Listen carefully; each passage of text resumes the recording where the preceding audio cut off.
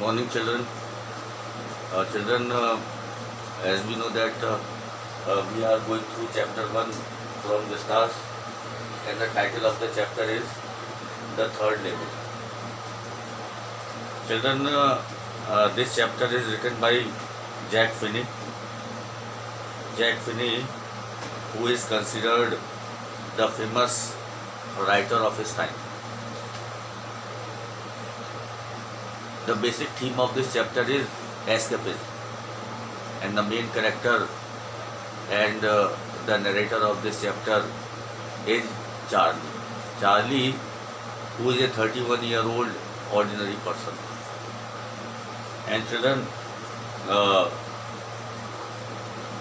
although there were two labels at Grand Central Station, New York, but the narrator claimed that he reached the third level. He found the third level there at Grand Central Station. And he describes how he reached there.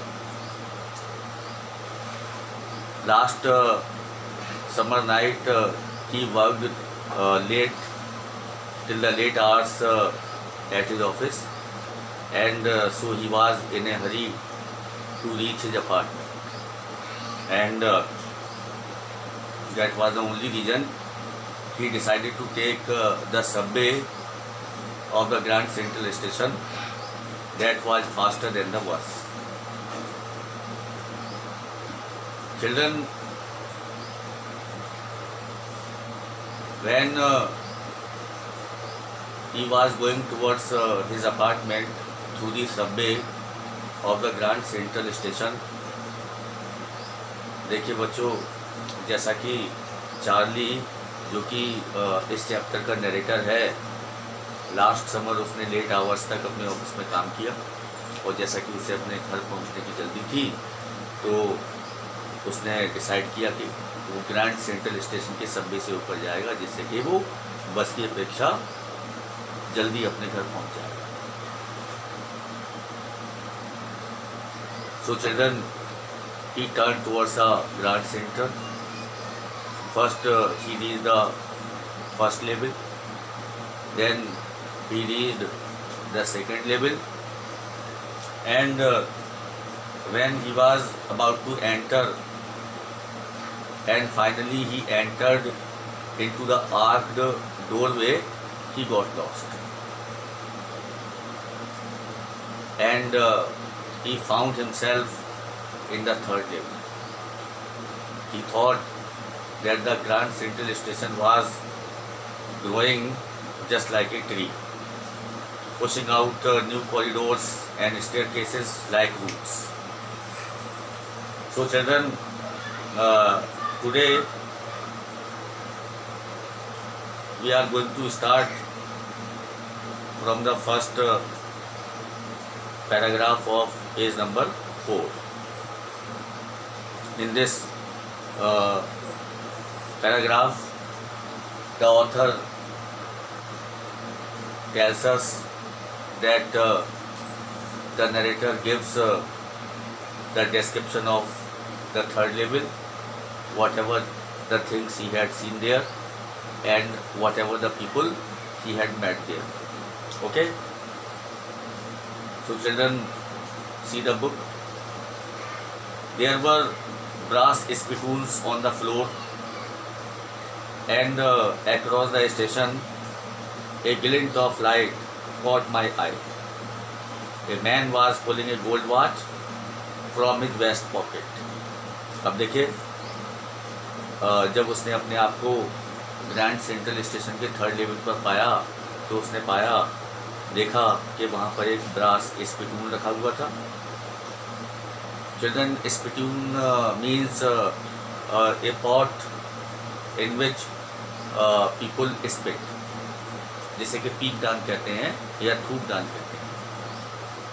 उसने देखा कि फर्श पर पीतल का एक बड़ा पीकदान रखा हुआ था, and across the station a glint of light caught my eye, और स्टेशन के उस पार एक रोशनी की चमक पर मेरी आँख पड़ी, मेरी नज़र पड़ी। A man was pulling a gold watch from his waist pocket. A man was standing there and he was pulling out a gold watch from his waist pocket. उस ओर एक आदमी खड़ा हुआ था और वो अपनी जेब से एक सोने की घड़ी निकाल रहा था। He snapped open the cover, glanced at his watch and frowned. अब देखिए, he opened the cover of the watch, उसने उसका ढक्कन खोला और उसने अपनी घड़ी की तरफ देखा और उसने अपनी भौहें सिकोड़ी। He frowned, meaning thereby he became somewhat annoyed. He wore a derby hat, a black 4-button suit with tiny lapels, and he had a big black handlebar mustache. Meaning thereby, देखिए जो वो व्यक्ति था डर्बी हैट लगाए हुए था, छोटे lapel वाला 4 बटन वाला कोट पहने हुए था और उसकी काली हैंडलबार मुस्टाच थी। He had black handlebar moustache. Handlebar stands for the pointed moustaches. The moustaches, the end of such moustaches are upward, pointed.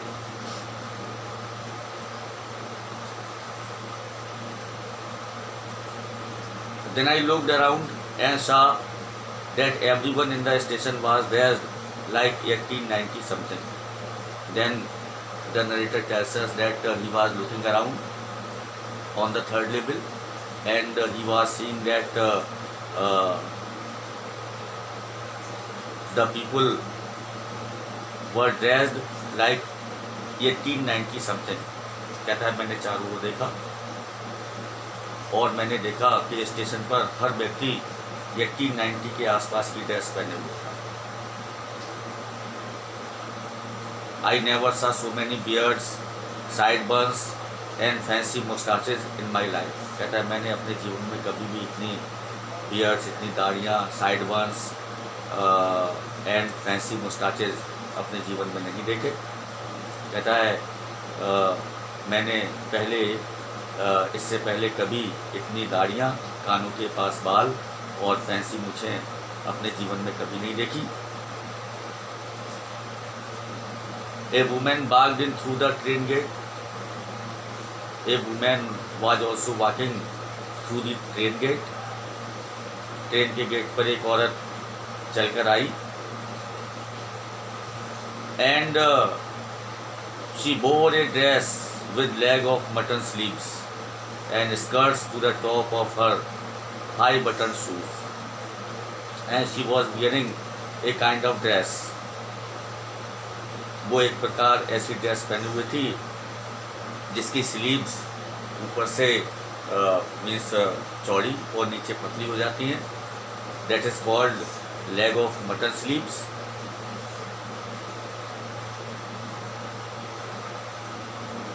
वह थोड़ी छोटी ड्रेस पहने हुए थी और उसके ऊंचे बटन वाले जूतों के ऊपर स्कर्ट पहने हुए थी।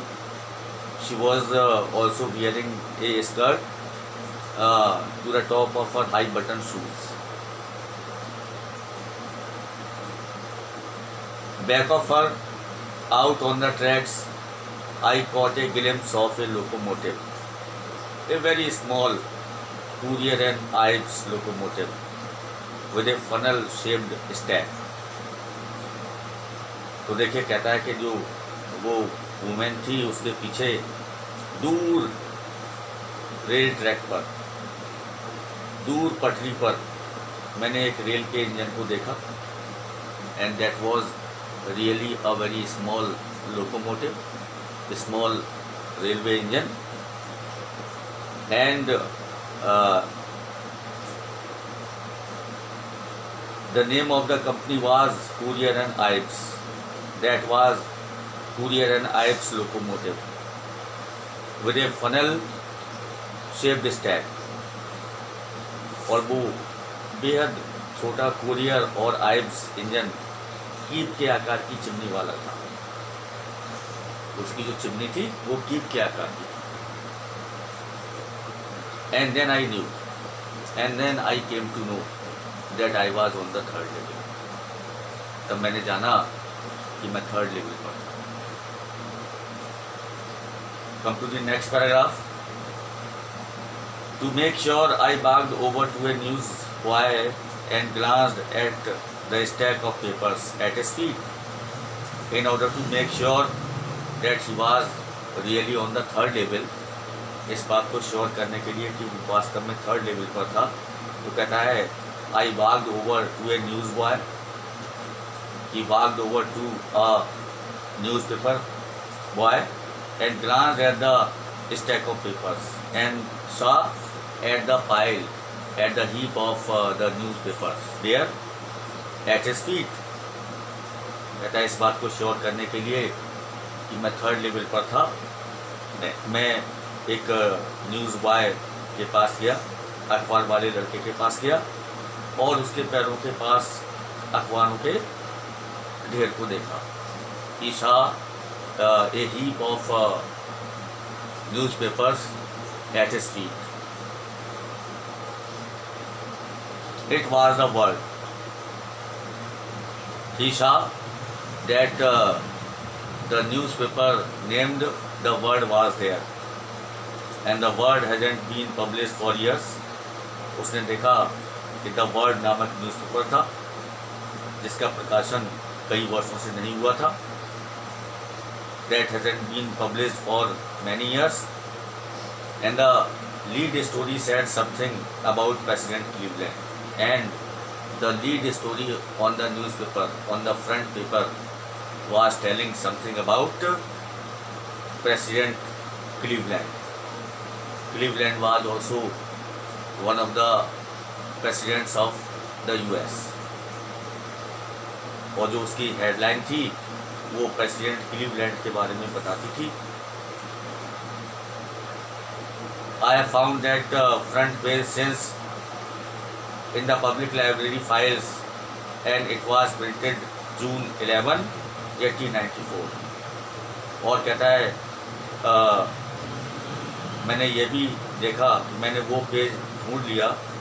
The narrator had found such a page